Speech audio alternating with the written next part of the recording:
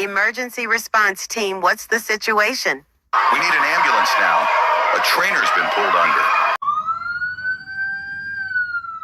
This is what happens when the creature you trust most suddenly turns on you. Jessica Radcliffe was no thrill seeker. She was a marine biologist, a perfectionist, someone who believed that understanding and routine could tame even the most powerful predator. And for years, it seemed like she was right. Every day, she stepped into a tank with a 12,000-pound killer whale named Mallow.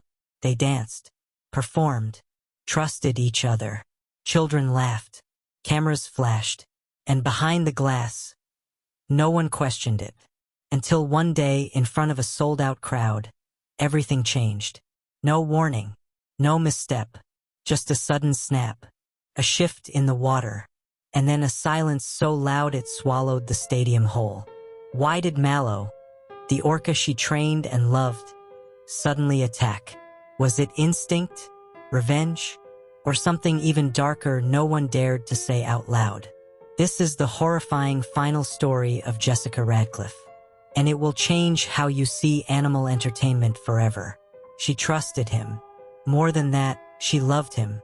Not just as a performer, not as a wild animal, but as a partner, as family.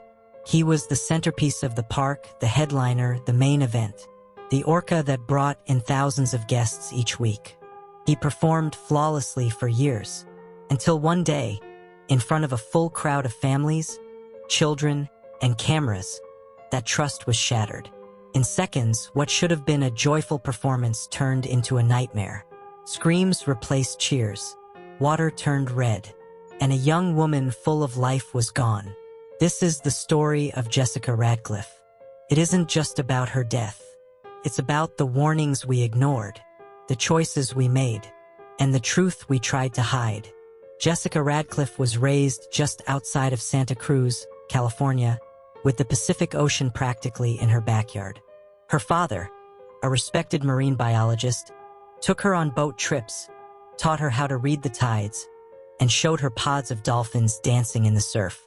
From the time she could walk, she was mesmerized by the sea.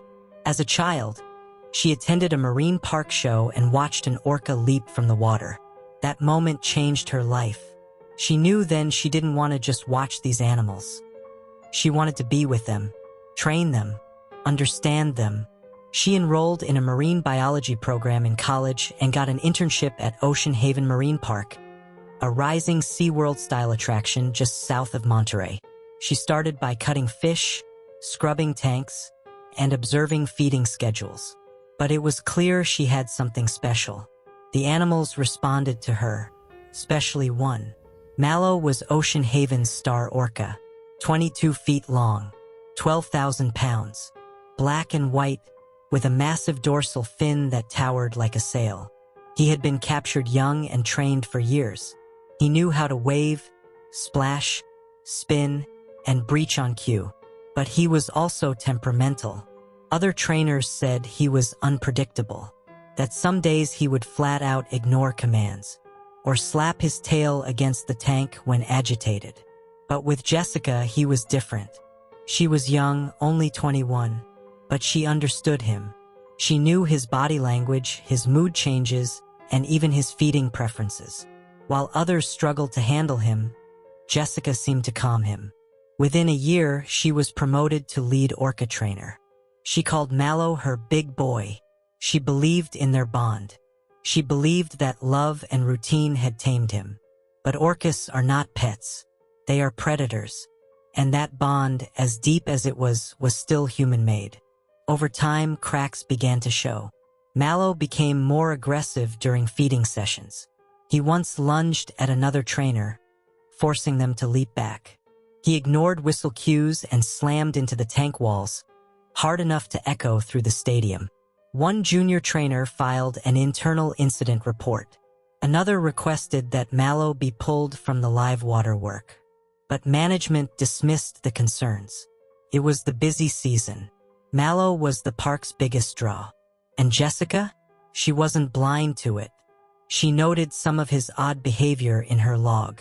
But she believed he would never hurt her. She told a coworker the week before the tragedy. He's just moody lately, but we're okay.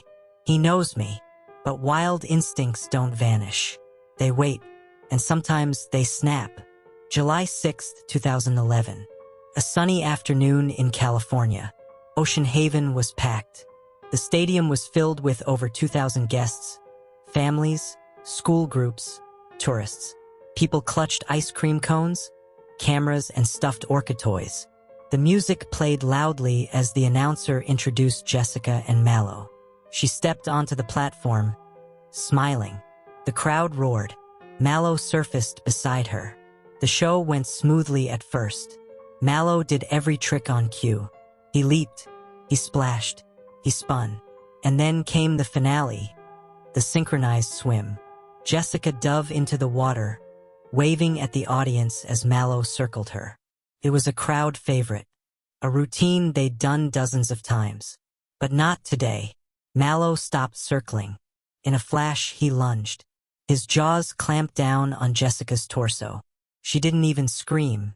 He yanked her under the surface with terrifying force. Gasps erupted from the stands. Parents pulled their children back. Screams echoed. Mallow thrashed violently, dragging her deeper. The water turned murky with blood. Trainers rushed to intervene. They tossed fish, ropes, and buoys. One grabbed a pole and shouted commands. Nothing worked. Jessica was underwater for over a minute. When he finally released her, she floated motionless. Divers pulled her out. Her wetsuit was torn. She had massive internal injuries, crushed ribs, and had drowned. She was pronounced dead on the pool deck. The park was evacuated in minutes. Children were crying. People screamed. Others stood frozen, horrified. Ocean Haven released a bland statement. A tragic accident. But those inside the park knew better. There had been warnings, and they had been ignored. Jessica's family was devastated.